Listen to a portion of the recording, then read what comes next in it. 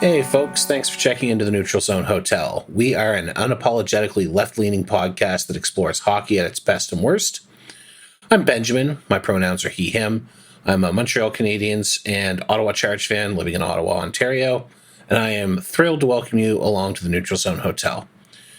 Here to ensure that your stay is an awesome one is one of my colleagues, Sandwich Justice, aka SJ. Want to go ahead and introduce yourself there, Sandwich Justice?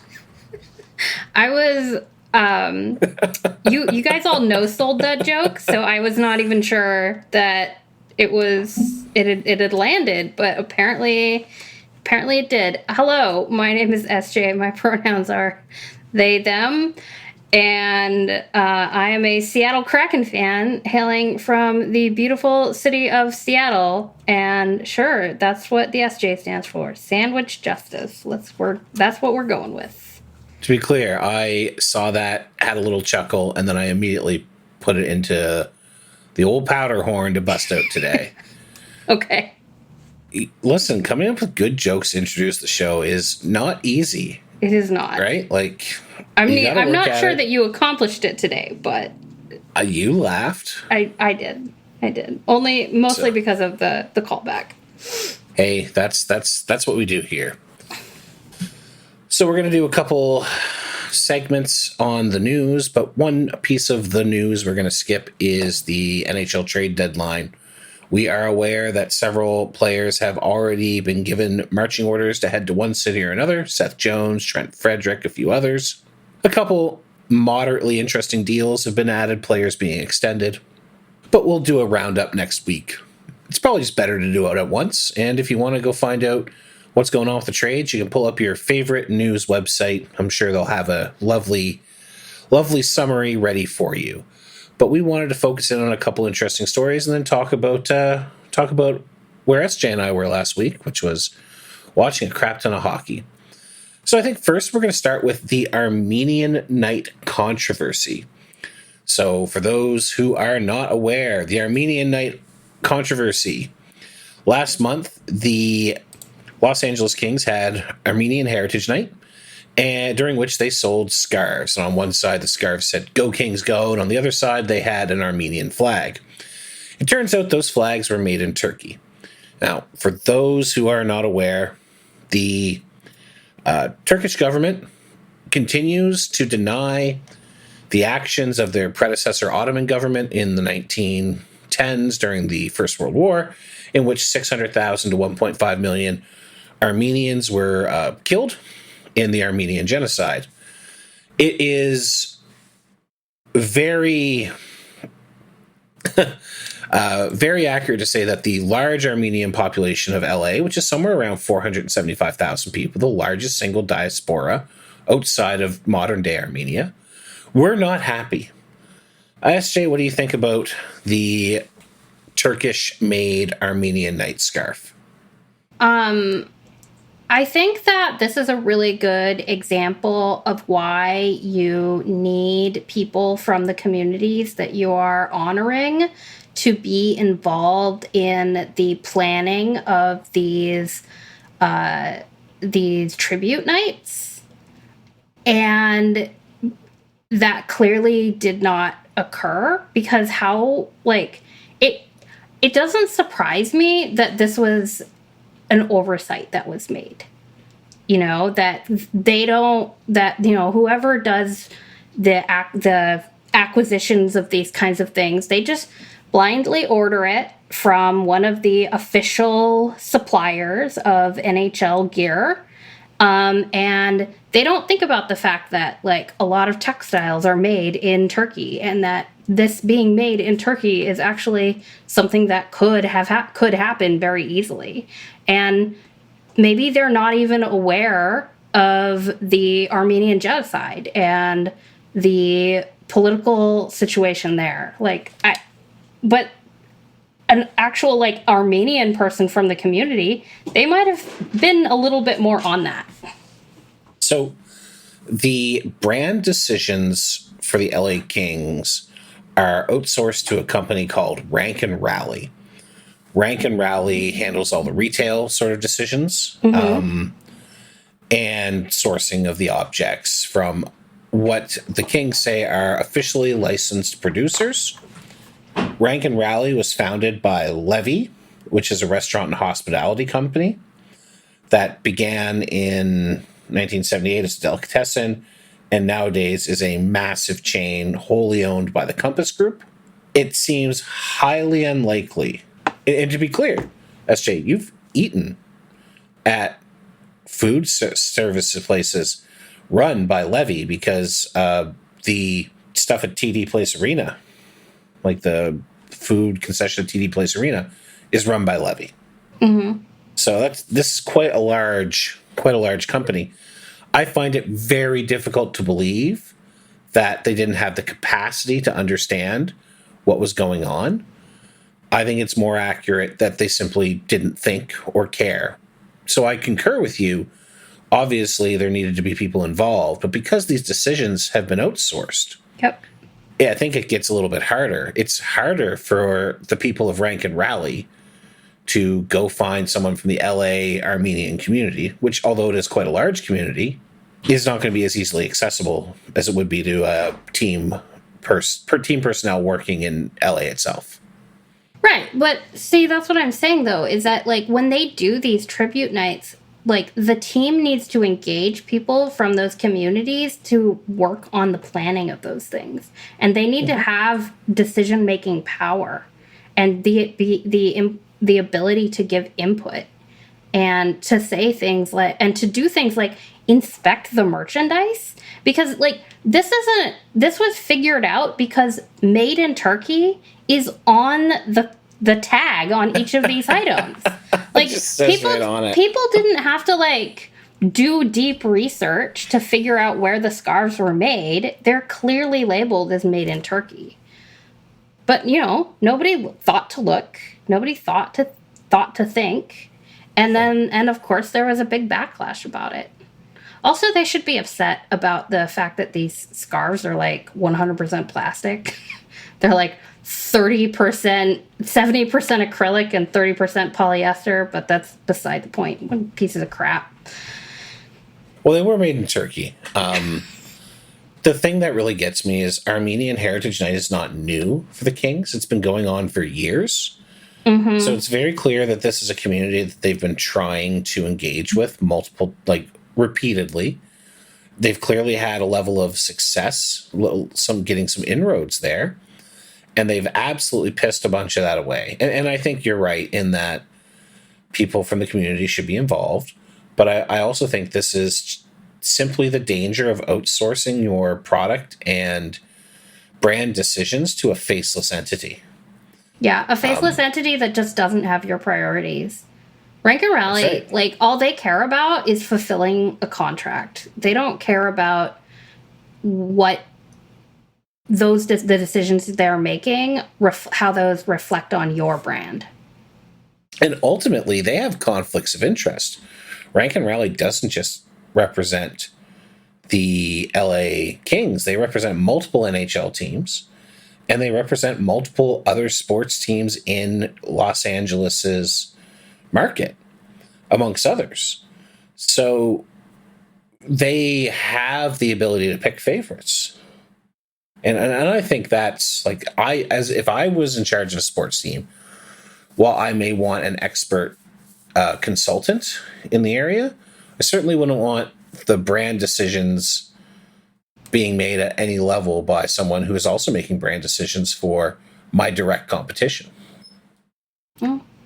I don't know. I thought it was interesting, and I thought it was worth bringing up. The Armenian genocide is it's one of those things that if the Turkish government had put this to bed 50 years ago, I don't think anyone would really care too much. But it continues to be an issue because of the ongoing denial of genocide by the the Turkish government, up to and including allegedly bribing the mayor of New York City with free flights so that he wouldn't endorse wouldn't openly state that the Armenian genocide was a genocide. So, SJ's giving me this look like I just started speaking Greek. No, in Eric Adams' indictment, they specifically outlined that Turkish government agents gave him free flights anywhere in Europe through Istanbul. So in order to get to Paris, he would fly from New York to Istanbul, then Istanbul to Paris. And parts of what he was giving them was not allocating New York City resources to official Armenian genocide ceremonies and stuff like that. Petty corruption is so exhausting. It's the indictment is extremely funny, and of course, none of this has been proven in court. Andrew, I don't want to hear from you. I know you're a lawyer who listens. I said it. None of it's been proven in court. But the indictment was very funny, and yeah, like this continues to be an ongoing issue that impacts Armenians today. Mm-hmm. And the generation of people who survived the Armenian genocide is gone. So we could very well be in a healing place. Instead, the Kings have to apologize because their partners did not read a label. And if they did read a label, they simply did not understand why there are 500,000 Armenians in Los Angeles instead of being, in Armenia. Where do diasporas in the United States come from historically? Well, I don't know. They could come from it. They just pop up. Not like they're fleeing persecution or anything. Yeah, none of my ancestors have ever done that. Yeah, there's no Irish people who came over because they were being oppressed by the British and got, all those Poles in Chicago. They just showed up one day. That's right. No reason. The God, it's just dumb.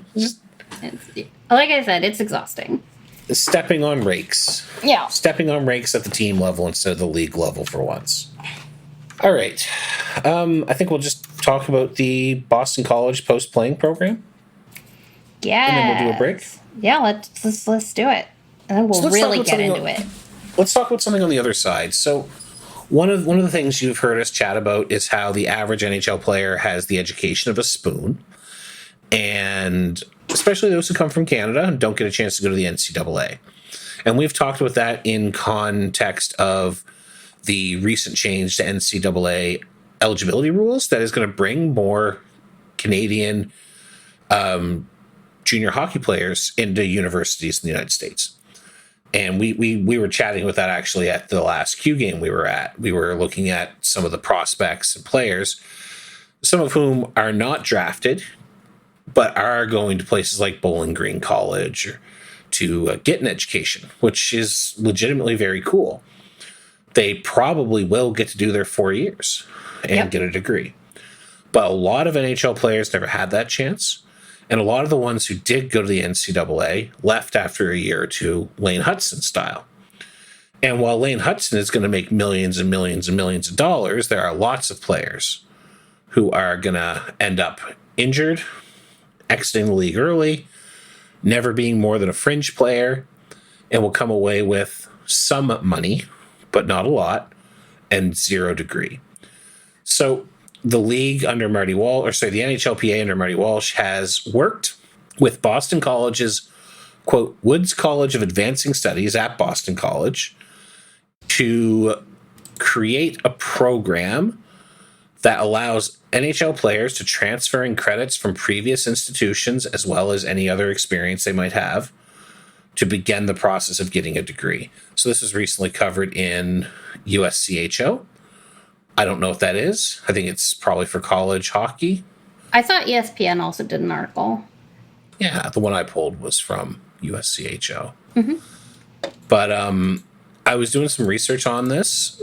So the NHLPA UNLMT is the program that it is linking with. And they describe this program as born through the NHLPA's commitment to empowering players to connect, engage, and excel, helping them to become the best they can be during their hockey career and for years to come. I think it's just unlimited. I don't think it stands for anything. They collaborate with multiple areas, including Money Management International, which I believe does their financial literacy programs that players are now attending. They work with the Second City Works, Stanford Business, University of British Columbia Business School, and University of Florida that powers online education programs. I found it interesting that they work with Second City Works because that's how you get into acting, and they probably do a lot of work for those who are interested in becoming talking heads or doing media. So that's really interesting. But this new program is for more standard pieces. So welcomes applications from NHLPA members with no college background or with college credits. It's worth noting Woods College is where Marty Walsh got his degree. Marty Walsh comes from the School of Hard Knocks. He was a labor organizer. So I think that is really interesting. What do you think, SJ? I think it is awesome that they have a program like this. Players who are going back to college after finishing out their hockey career are, by definition, non-traditional students. And it's tough. It's tough to be a non-traditional student at a lot of places. It can be really intimidating to try to go back. And going specifically to a place like Woods College, which is a college specifically for non-traditional students, one that will look at their transfer credits on a case-by-case basis, help them figure out what they can transfer, what they can apply to a degree program, and then really support them and have there be a really established path for them to do it, to make it basically as easy as it could possibly be to finish out their degree and then go on and get their second career going. It's really great to see, and I think it's just one of those things the previous all the work that Marty Walsh has done around the concussion education stuff, and you previously mentioned financial literacy stuff, and it's this is the kind of stuff that you really want your players association to do, because it's the Connor McDavids of the world. They don't need this help, and they're such a small percentage of your membership. At the end of the day, you really got to build these programs for the guys who crash out after 2 years, the guys who have, really tough injuries, the fringe players who aren't, who need the second career. And maybe they didn't really commit to school when they were younger. Maybe they never went to college. Maybe they barely finished high school. And when they did finish high school, it was really they kind of finished high school, but they were in junior college. They were playing juniors full time, and that was their real job. Yeah, I wouldn't ask Sidney Crosby to calculate a quadratic equation. Let's put it that way. Yeah, but luckily he'll never need to. He is a millionaire several times over. So, just most people aren't Sidney Crosby, so. Unfortunately, I would like to have his money, but you tap into a lot of the NHLPAs doing the stuff that they should be. And I think it's worth noting that for many, many years, the NHLPA existed, but did not meaningfully further the experience of players. And that leads to so many of these tragedies that we've seen. So I'm going to list a couple. I apologize. This is going to be a very depressing part. But a few that come to mind are Jack Johnson and his money issues with his parents, where they basically stole all the money off his first contract and left him functionally. He went bankrupt at one point. Brian Trottier, who was a legitimate NHL star, an actual superstar, won multiple cups with the Islanders and then went to Pittsburgh and won with them. He ended up so broke that he began to consider suicide, and was eventually able to get out of that cycle. Or the tale of Joe Murphy, who won the Stanley Cup, I think it was with the Oilers in 1990, so badly screwed up by concussions that he been living on the streets for 15 years. and they can't. There's a really good in-depth evaluation on Sportsnet, and I'll send it to you later, SJ. It was from 10 years ago, and his life hasn't meaningfully changed. Today we have financial literacy programs designed to ensure players put money away. We have continuing education so that they can earn money if they don't have any skills after their hockey life is over. We have concussion protocols that the NHLPA has worked aggressively to institute to try to reduce the incidence of brain damage. And we have the mental health program they've instituted. What's it called? Where did it go? First Line. So, which is to increase knowledge about mental health issues such as depression, anxiety use, substance use, and self-harm. It is, according to them, the first pro league PA to introduce a mental health course. And I want to read you one of their highlighted quotes because I think you'll get a chuckle out of it in the end. Like, obviously, this is a very, very serious thing.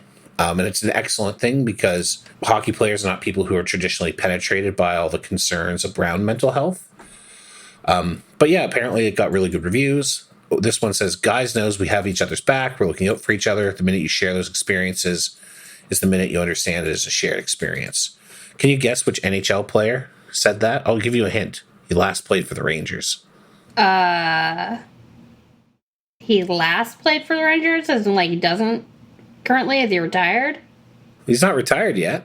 Is this a Trouba quote? That's from Blake Wheeler. Blake Wheeler. If you can get Blake Wheeler to open up. Now there's a guy with bad vibes. Bad vibes. But yeah, there were some strong changes made to, especially around financial literacy before Marty. But since they've hired him, the amount of stuff they've advanced on is really strong. And I think he deserves a little tip of the hat for kind of being the guy that they wanted him to be and really being that first true labor organizer at the PA level. And again, this goes, like, the PA did not start auspiciously when it comes to organizers, as we've talked about. Yep. Sometimes I'm like, man, it's crazy that they actually managed to have a players' union. These guys. Well, are you aware of the history of the first attempt to create one? No. I would love for you to tell me that. I don't know if we should do that during this show. Let's just say there's a reason. What's the 2-minute process? Let's just say there's a reason why the Ted Lindsay Award is called the Ted Lindsay Award.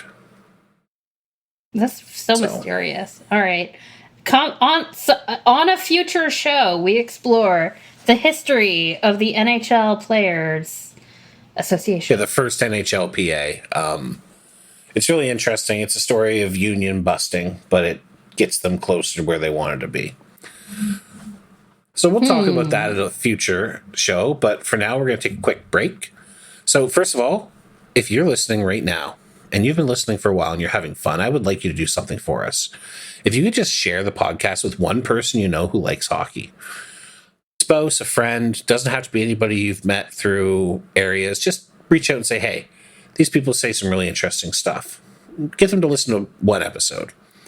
And, you can tell them they can always follow us on Instagram or Blue Sky at Neutral Zone Hotel. Our Discord is neutralzonehotel.com/Discord. Our comment section, feedback at neutralzonehotel.com. We're on YouTube. It's also, guess what, at Neutral Zone Hotel. If you're listening on YouTube, smash the like button, subscribe, leave comments. If you're listening on a podcast platform of choice, give us 5 stars, thumbs up, whatever the option is to say, hey, this was pretty cool. We would really, truly appreciate it. And folks, we're going to be right back.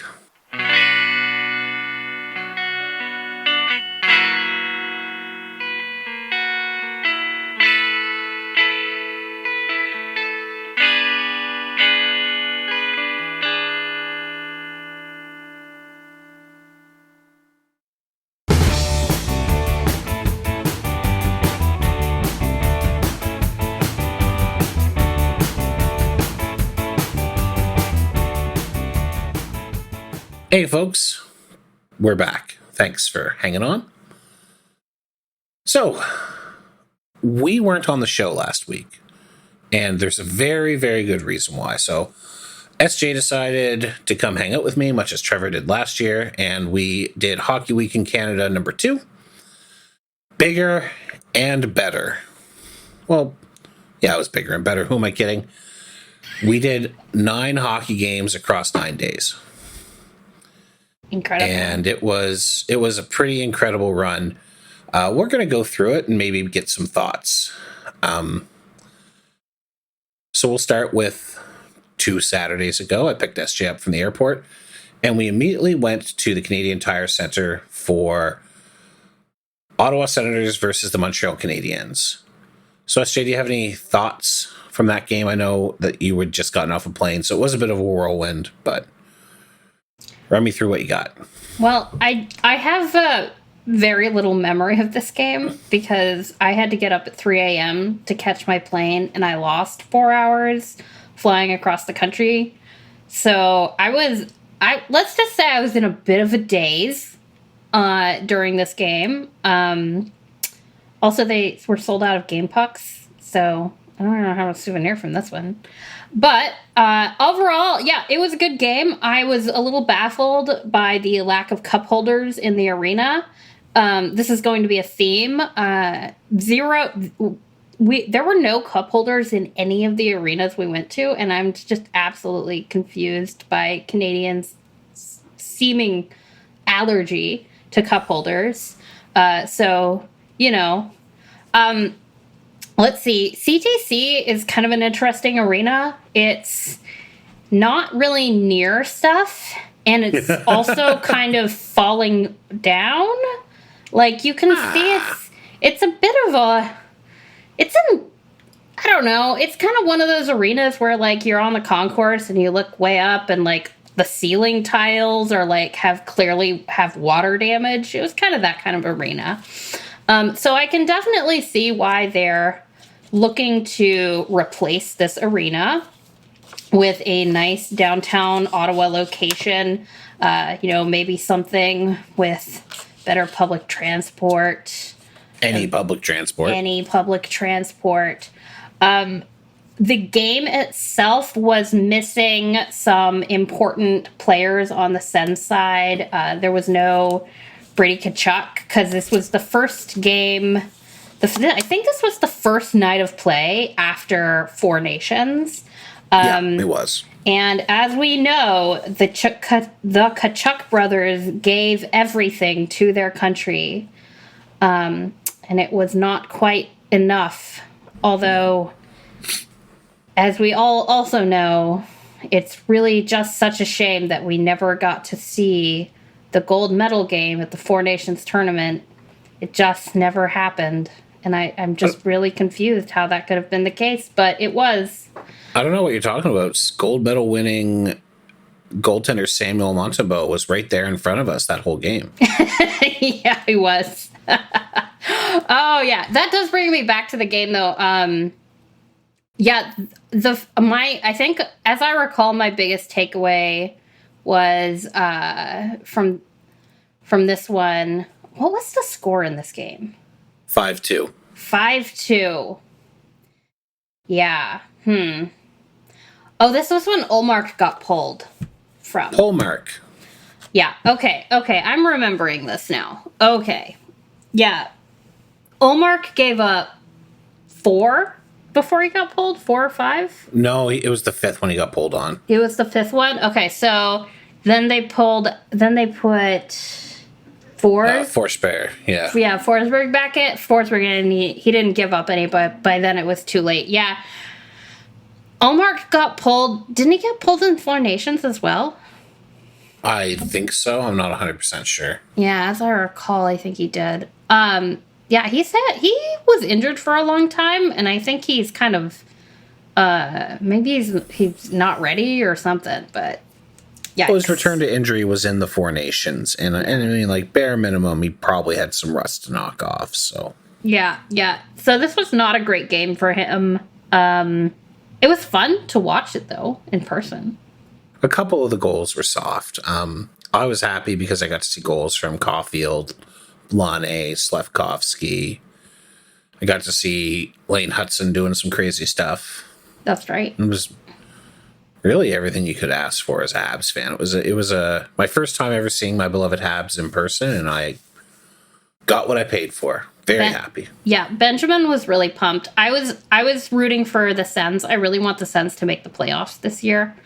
And I don't think, the Habs are basically out of it. They're not going to make it. So I was. They're one point back now, but yeah, I'm skeptical. I don't think they're going to make it either. But it's not as dire as it was 5 games ago. Yeah, the Sens are they just really needed that win. They really needed it, and they did not get it. Ouch! Ouch! Ouch! So. I think it's fair to say the Sens have been deflating since the break. Well, Brady is really important to that team. Really important. Absolutely. Yeah. Yeah, if there's one thing we've learned, it's that Brady he's a dynamo, and if they can get him to the playoffs, he should be just incredible. Yeah, I really want to see it. I mean, I've wanted to see it for 3 years, but hopefully this year, I think they still have a shot. But it's looking like those wild card spots might be Detroit and Columbus at this point. Right now, Columbus has 68 points. Detroit has 66. New York has 66. Mm-hmm. Ottawa 65. Montreal 65. The Bruins 64.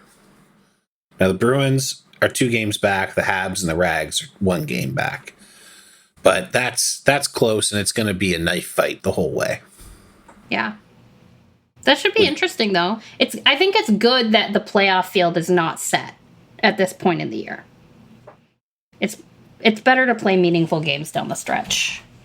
Yeah, and I think for the Habs and the Sens, it's good for those younger teams. Yep. But I think we can all agree, I hope the Rangers die. That's right. The Bruins. And the Bruins. All right. The next day, we had an afternoon game at TD Place Arena. The Brantford Bulldogs visiting against the lowly Ottawa 67s. So the 67s are not very good this year. There was maybe a handful of drafted players between the two teams. This one, I think it was 5-1 was the final score, something like that. It was. This was kind of a stinker of a game as it goes. Kind of low energy. It was an afternoon game. I think the Bulldogs came in and they played down to the 67s a bit.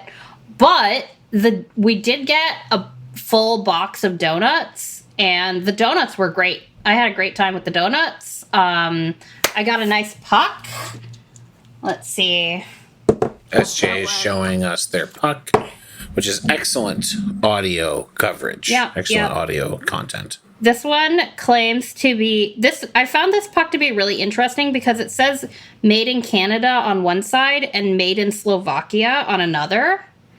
And I don't understand what's going on there. As long as it's not made in the United States. Yeah, none of the pucks are made in the United States. Several, I have like 2 made in Slovakia, 1 in Sri Lanka, and 2 in Canada. There we go. And this one is just confused. It doesn't know where it was made. I'm very baffled by that. Yeah, Brantford Bulldogs. Good times. And Ottawa 67s. I did learn at this game that Canada was confederated in 1867. So I did not know that. And you didn't know it after I had to tell you at least 2 more times, and I took you to the History Museum. That's right, but I know now. Now you remember, yeah. That's just how learning works. I learned a lot about Canada during this trip, mostly by going to the museums. Yeah, we went to several museums. What did you think about TD Place Arena? And maybe you want to explain to people why it's a weird arena. Yeah, this is a weird arena. So it's an arena that is built under one side of the stands for the football field. So it's just kind of strange. It's a real strange shape because, it's like a slanty ceiling. So there's not room for a lot of seating on the low side, and then the other side goes up very, very high. And the camera, so because of that, like the whole arena is like flipped, and you think that like you're in the shoot twice zone, but you're actually in the shoot once zone. Everything is just bass backwards in this arena. It's unsettling in a really subtle way.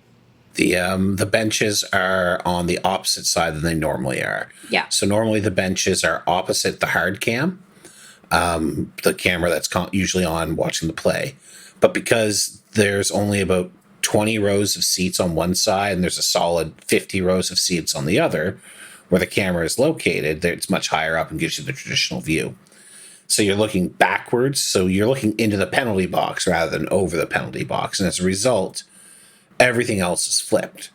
So it's because the direction of play is controlled by where the benches are, not where the camera is. Mm-hmm. So it is a little surreal, especially the first time you see a game in it. I'm pretty used to it now, but the first time I went to a game there, I sat there for a long time trying to figure out why I felt everything was wrong. And it took me quite a while to figure out. Yep. It's definitely a unique rink, and it's going to be torn down soon, but it has a lot of character, even if it's not particularly comfortable. Yeah. And it's cold. Yeah. I mean, it was fine, especially as a junior arena. I thought it was fine. They're definitely built to a little bit of a different standard than your nice NHL arenas. That's fine. Still no cup holders. So to be clear, there are cup holders at CTC, the Canadian Tire Center, but they're in the new seats that Andelauer put in for the 100s and some of the 200s. He's going to upgrade more seats in the off season, which I think is great. Give me better seats, give me some cup holders. But so they're coming, but everywhere else we don't know yet. So our next game was in Montreal at Place Bell, where we saw the Toronto Sceptres versus the Montreal Victoire. What do you think there, SJ?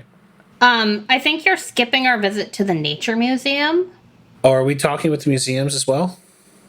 Did you not want to talk about the museums? Because I thought the museums were great, and we went to the Nature Museum. On Monday, we took SJ to the Canadian Museum of Nature.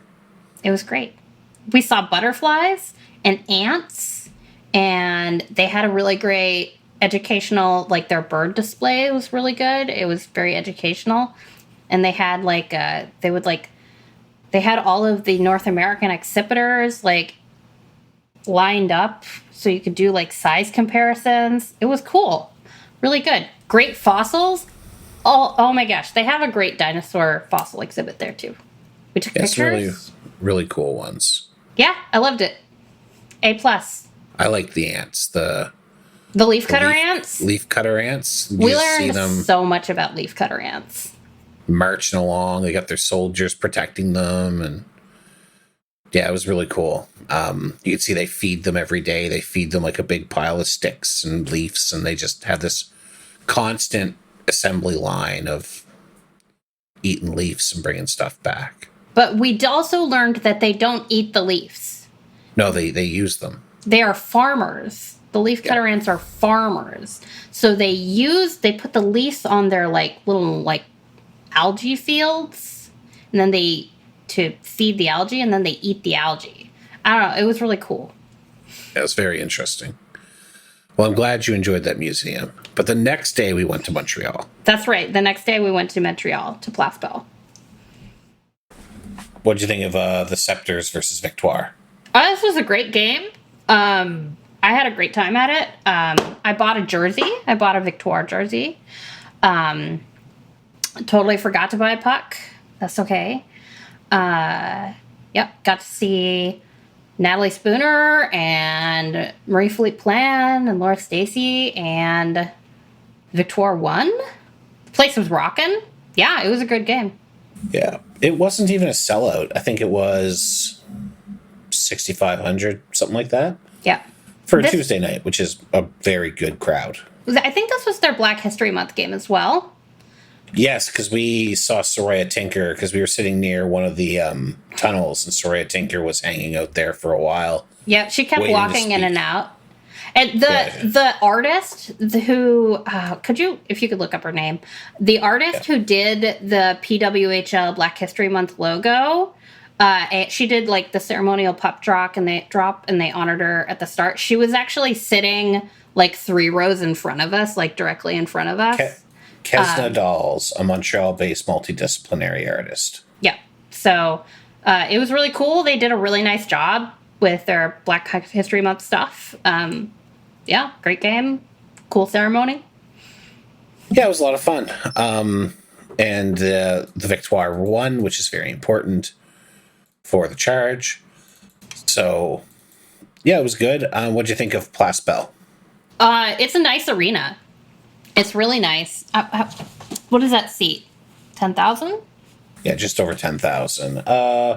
Place Bell was opened in 2017. The main arena seats 10,062. You could put 2,500 in the secondary ice sheet and 500 in the tertiary. Still no cup holders. Otherwise, very nice arena. I did get cold in there during the last game we went to, during the AHL Rocket game. But that was because it was like minus 22 degrees out. But the first game, it wasn't that cold, and I was quite comfortable. Yeah. Yeah, I thought it was pretty good. Mm-hmm. I think the Victoire put on a really nice show in that arena. Like, they clearly have it designed for that experience. You know, they've got the DJ. She played Hot to Go. You know, they do the whole thing. It's really nice. Yeah, even though we weren't there at a sellout, the Victoire definitely feel like it's a large arena for the PWHL. But it feels like when they have a chance of mostly filling every night, and they very clearly tailored their experience to that arena. I thought it was a great time. It's my second time seeing the Victoire at Place Bell, and I've thoroughly enjoyed it. Yeah. Yeah. Okay. So what we do the next day? We went to the History Museum. That's right, we did. We went to the History Museum. Really nice History Museum. So I have a confession to make. Before I started watching hockey in 2021, I knew almost nothing about Canada.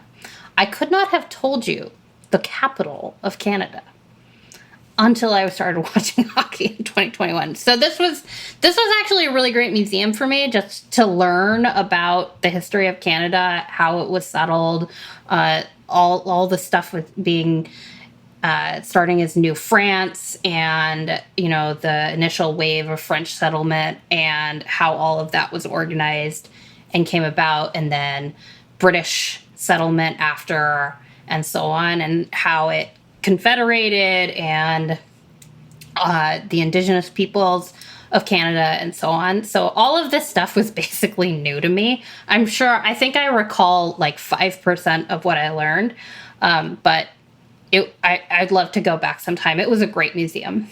Highly recommend the History Museum. Very well. We actually did not get time to go to the special collection, which was a copy of literally every stamp ever issued in Canada. Oh, yeah, that would have been cool. We ran out of time. We ran out of time because we had to race back to TD Place so we could see the New York Sirens take on the Ottawa Charge. That's right. And it was a great game. It was a fantastic game. It was, I would say that it was amongst the loudest I've ever been at, even though it was the smallest crowd of the year. So it was just over 5,000, which in an 8,500 or 8,400 person arena on a Wednesday, when the weather was not good, was not so bad, I would say. But the crowd became notably furious at several moments at the refs. Oh my God. I thought that one ref was going to have to sneak out the back, because Number 6, Andrew Yikes. Bell. We know who you are. I'm sure he is. This particular ref is probably now absolutely infamous on the Ottawa Charge social medias. Yikes. To be clear, there were several bad calls, but he missed an obvious slash on just before a goal. Now, to be fair, the stick was hacked right out of Jocelyn Larocque's hand, and instead of continuing to play, she threw her arms up and started looking for the penalty. Oh my gosh, she was in full on like shrug, like looking at the ref, like back to the play. What? Where's my pen? Where's the call? And then they just score, and I'm like, so Joss, come on. They showed the replay of the stick being obviously hacked out of her hands, and the crowd was already booing. And then they paused the game for a review. And SJ and I were like, okay, you can't review for a missed penalty. What's going on? They then showed a player possibly covering their hand on the puck, although I don't think you could prove it. But it turned out that the fact that they had a very lengthy delay was because there was a medical emergency in the stands and somebody had to be taken out, which that happens. But I think we were sitting there for a solid 5 or 6 minutes, and that place did not shut up at that ref for a moment. No, it was like solid screaming at the ref the entire time. The crowd was so angry. And then he went off and called 2 extremely light penalties against the Charge after. It was a real I'm mad at the crowd and I'm taking it out on the team situation. Yeah, it was crazy. It was a wild game to be a part of. And general frustration over the reffing has been growing all year because the Charge take the most penalties and generate the least. So certainly that didn't help. Ottawa managed to get to overtime, and then Gabby Hughes scored. Woo! Which was the first time the Ottawa Charge have ever scored in overtime. And you know who got an assist on that goal? Remind me. Emmerin Smashmeyer. Oh, my close personal friend, Emmerin Smashmeyer, of course. That's right. Got the secondary assist. She might have the most points of any goaltender, because I think she got a couple last year. That'd be pretty good. She's a good puck handler. I think she should be making the stretch pass way more than she does. Yeah, probably. Okay. It was a good game though. I really enjoyed not just watching the Charge play, and it was a great crowd for the Charge. They clearly love their team there, but also Alex Carpenter and Sarah Fillier are just like cheat code kind of players. So that was cool to watch. When that one puck got to Alex Carpenter right in front of Mashmeyer, there was no chance. Mashmeyer had absolutely no chance. Carpenter just absolutely roofed it. Mm-hmm. Perfect shot instantly. She's got just silky smooth shot. It's just incredible stuff. But the Chargers were able to battle back and get the 2 points, if not the 3. But hey, like I said, we'll take a win in overtime because holy crap, overtime has been just a death zone for the Charge. Yep, but they figured it out. And they didn't have it was only 36 seconds too, so it was a quick OT. Yep. So the next day, we made the trek back to Montreal and we went to the largest hockey arena in the world, the Bell Center, and we went all the way to the top. In the snow. And we saw the San Jose Sharks versus the Montreal Canadiens. So my first time seeing the Habs in Montreal, which was incredible. They were so tiny.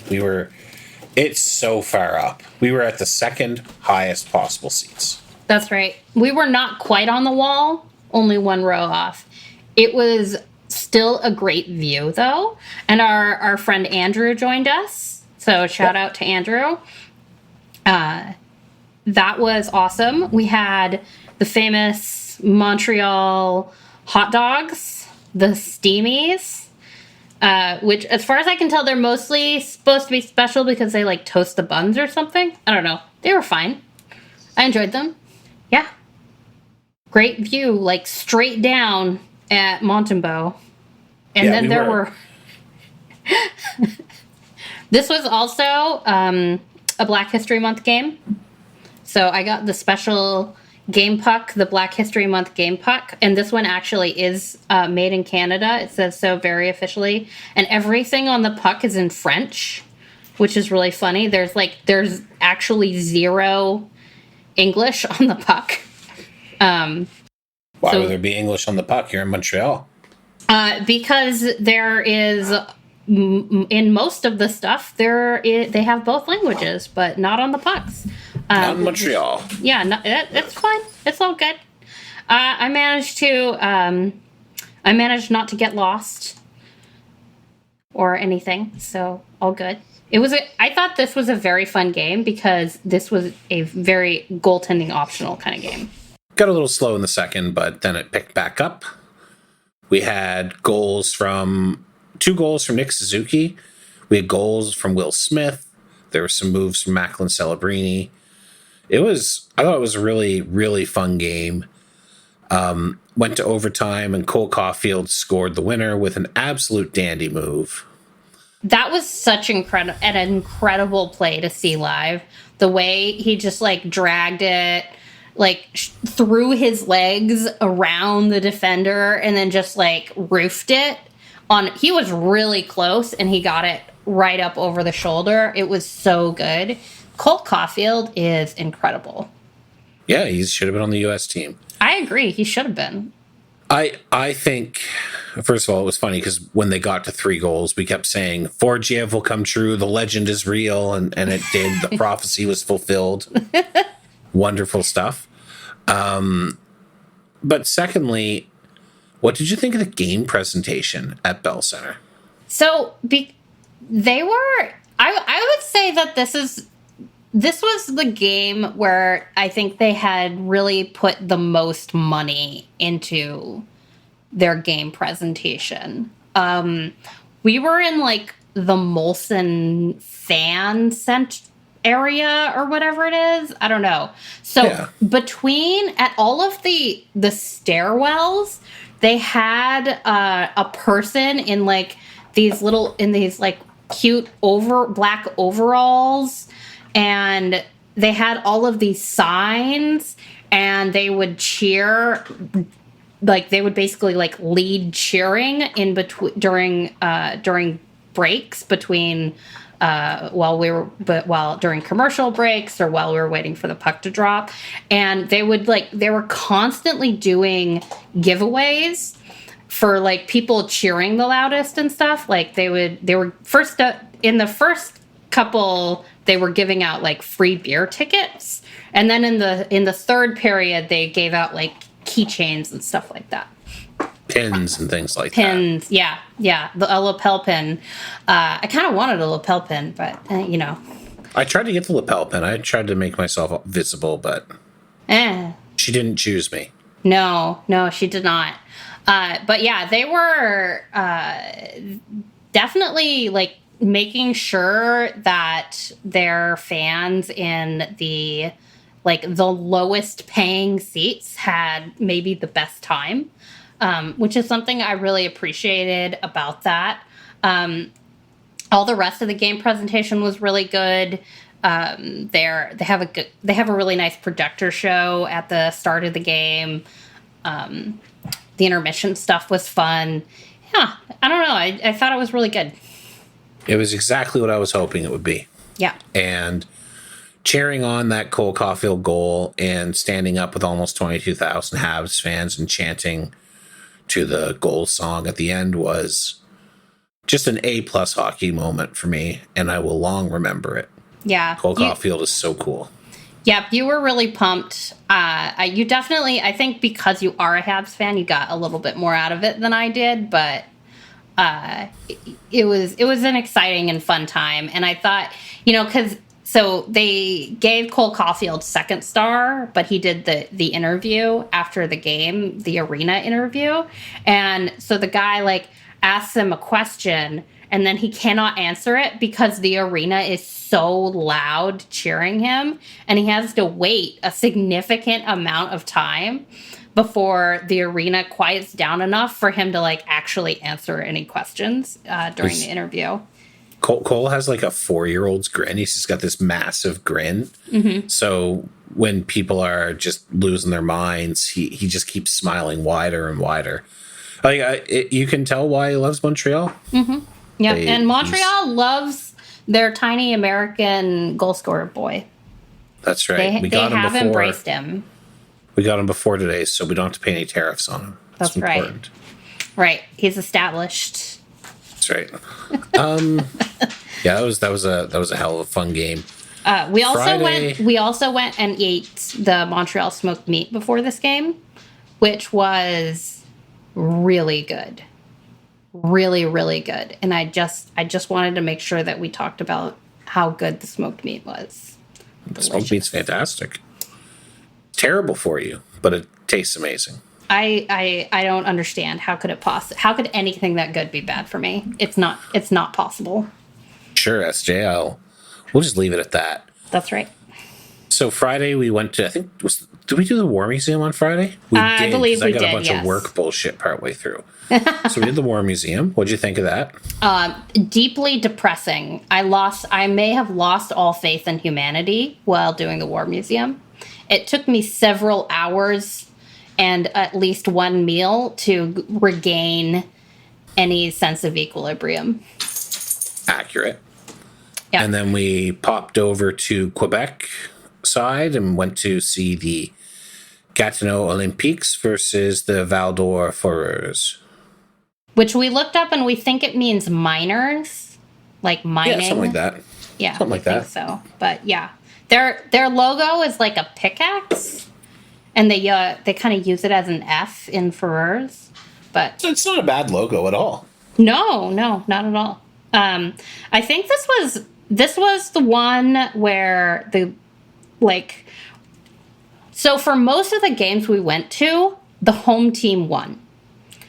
And that is always kind of the ideal experience. I mean, it wasn't the case for the Sens game, but like half that crowd was Habs fans anyway. So the arena was still pretty poppin'. But yeah, in this one, the Olympiques are bad. Yeah. They're real bad. They're real bad. They have a really nice arena, though. Really nice. Yeah, Centre Slush Puppy. It was just opened a couple years ago. It is a 4,080 person arena. It has one large amphitheater and then like a level of seats up above. The thing I like most about it is that, first of all, the seats are very comfortable. They're quite large and cozy. No cup holders, I know. No cup holders. But the concessions no are right water fountains on the concourse. True. Very bad. They probably would have let you in with a full water bottle, though. Yeah, I didn't try. They didn't try. Maybe next time I'm going to be like, can I bring in my water bottle? Or are you going to make me pour it out? Yeah. So this game was boring. They did not generate a lot of shots. I remember at one point we were looking up and I think there was 11 shots at some point in the second combined, and yeah. we were bored enough that we spent some time power ranking the names of the various QMJHL teams. And then Gatineau lost in overtime. Yep, it did. And but it's a nice place to see a hockey game. It's just too bad the Olympiques are bad this year. Once they're good again, it's going to be a lot of fun. Yeah. The thing about junior hockey is that they have a really short cycle between bad and good because, they only keep a player for at most 4 years. So the cycle is about 4 years. They sell, they get a bunch of picks, they draft, those guys play immediately, they're good in 2 years, they have a couple of years of contention, and then they have to, all of their guys tend to age, they're really good guys either age out or they have to trade them and they start all over again, and they stink. So, yeah, that's just kind of junior hockey, though, and you just kind of have to know that going in. Yeah. Yeah. Yep. The It was really, I think the really interesting thing about seeing these guys, seeing all of these games back to back like this, one after the other, is how obvious it becomes immediately the difference in skill level between the NHL and PWHL, which the skill level in those leagues is just incredible, and the very steep drop off to the AHL and the junior leagues, which is even lower. It becomes very, very obvious. I am a junior hockey watcher. I'm a season ticket holder for the Everett Silvertips. So, like, I'm not, like, shocked by, oh my goodness, these guys aren't as good as NHL players. Oh my, how could this possibly be the case? Well, they're children. So I kind of knew what I was getting into going in, but oof, the Olympiques they're real bad. They're so bad that they were not using an umbrella power play. Is that what you call it? The umbrella? Well, the one where you have they had two guys at the point on the power play and no bumper, which is like the old power play. Like it's almost like just regular 5-on-5 play is what it looks like. And Benjamin, I believe your theory was that he didn't think they had anybody who was a good enough skater to cover the whole point. And I think that might be the case. They did move to a more traditional or more modern power play later on, and they kept just losing the puck down. Like the team I can't remember which team they were playing at the time, but I think it was Val-d'Or, kept icing the puck constantly. Yeah. So it was real rough to watch, and their power play stank. It was very, very bad. But it was still interesting to watch. I just love being at a hockey game, so no complaints there. Yeah, and it's a nice place to see a hockey game, right? So, yep. And I got a nice puck. You got a nice puck. It's got their logo on it. That's right. And this one is made in Canada. Very good. So the next day we had a doubleheader. We started off by going to the Battle at the Top. That's right. At the Bell Center. We were in the 200s, which has admittedly much nicer seats. And we saw the Boston Fleet against the Montreal Victoire. And the Bell Center was hopping, almost 18,000 people. The presentation was pretty good, although I think it struggled to adapt. Knowing what they can do at the Bell Center, they certainly did not have the full suite of options in use. But it was still a very, very fun game to watch. Boston only got 14 shots, and in fact, they were held to 0 shots in the third period, the first time that's ever happened in a PWHL period. But Erin Frankel locked that door down shut. Oh, Frankel was so good this game. She was so good. Incredible. She, really carries that team on her back. In the first 2 goals that Montreal scored were point shots. One had a deflection. Both were screened. Mm-hmm. The exact kind of stuff no goaltender can really stop. But why don't you tell us about the game winner? I think that was the most notable moment there. Yeah, so this game did go to OT, and the goal that Laura Stacey scored in OT at 4:43 in was really good. A diving play to sweep the puck in around Frankel. And then she dives in and slides and sweeps her stick over, and then it goes in, and then she has to celly from her belly. So she's pumping her fists in the air, but she's lying just full out. It was very cute. Really cool. Really good goal. I don't know. There's something magical about OT game winners. Yeah, they're just better. They're just better. They're just better.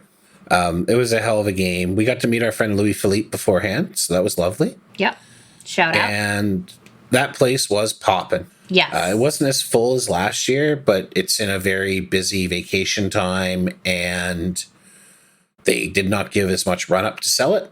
SJ and I already made our plans. We had completed building our game suite when they added it. And frankly, it just kind of happily slotted in that we were going to be in Montreal that day anyway. Yeah, we got really lucky.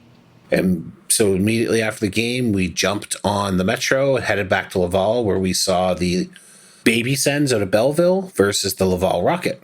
Let me tell you, the Baby Sens are not good. Oh, they're bad. Marilinen was good, though, their goalie. And Marilinen kept them in it through the first. He did. And then they scored 2 quick goals in the second, and the whole game was kind of over after that. Like, they couldn't come back from it. The Baby Sens took 2 penalties within like 13 seconds, and Ottawa scored on each of the power plays. They scored on the 5-on-3, and then they scored before the original penalty was done, or the second penalty was done. Yeah, the Baby Sens couldn't get really anything going all game. Although I did accurately predict that they would score 1 goal before the end, and they did. Yeah, with like 5 seconds left. With like 5 seconds left. Yeah. Oh, it was a really rough game for the Baby Sens. But all of the Sens, like, real worthwhile prospects outside of, maybe Marilinen and goal are already up with the team. They really have nothing coming. So if they want to improve on what they have, they're going to have to do it through trade. And I am so skeptical on what that means for them as a possible as a real contender in the NHL. So I think it'll be tough for them to maintain, even if they get into that status. Yeah. The Rocket, on the other hand, were quite good. And I know you liked what you saw out of David Reinbacher. Do you want to talk about that a little? Yeah. So David Reinbacher just returned from injury after he was hurt in a preseason game by a scrub from the Maple Leafs. I think it was the same game that Laine got injured. And honestly, that game is the argument why we shouldn't have preseasons the way we do. But hey. So Reinbacher, at first I was a little worried about his stride, but it seemed to get better as he was skating. He got his first point of the year, assisting on the first goal. And overall was very effective in a default 2D type solid defender role, with good zone exits and good foot speed to recover pucks. So I was really thrilled. I was watching for some of the other Habs prospects. Josh Waugh was always in the mix. He was aggressive, good puck hunting instincts. Logan Mailloux was fine, but he makes dumb decisions all the time, and that hasn't changed. So I think that'll impact his chance of making the show.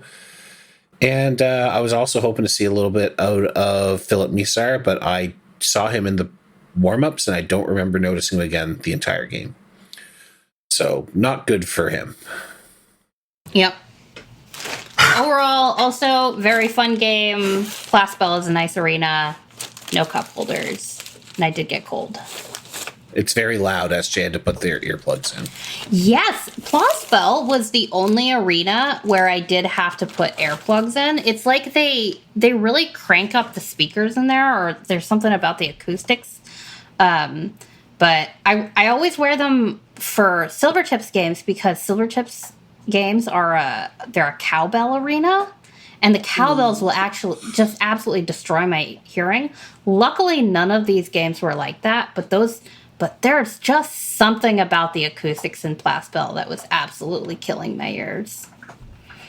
And our final game was one more QMJHL game. It was either that or a 67s game, and I picked the QMJHL because I like center slush puck be better. Mm-hmm. It's nicer to sit in against the Quebec Remparts. And I don't really have anything else to say about this. Quebec won in a shootout, but we spent a fair bit of time looking at one of their players who was drafted and trying to figure out what was going on. SJ, do you want to tell the story of Antoine Dorion? Yes. So when we go to these junior games, one of the things we do is figure out who might be an interesting player to watch. If they're drafted, that usually helps. If they're in their draft year and they're listed in the top 100 elite prospects on the list, the consolidated list, that's kind of gives you a clue. There was one drafted player on Quebec, and that was Antoine Dorion. And one of the things that we also look for in the queue is like players who are actually born in Ontario, which is I thought was interesting.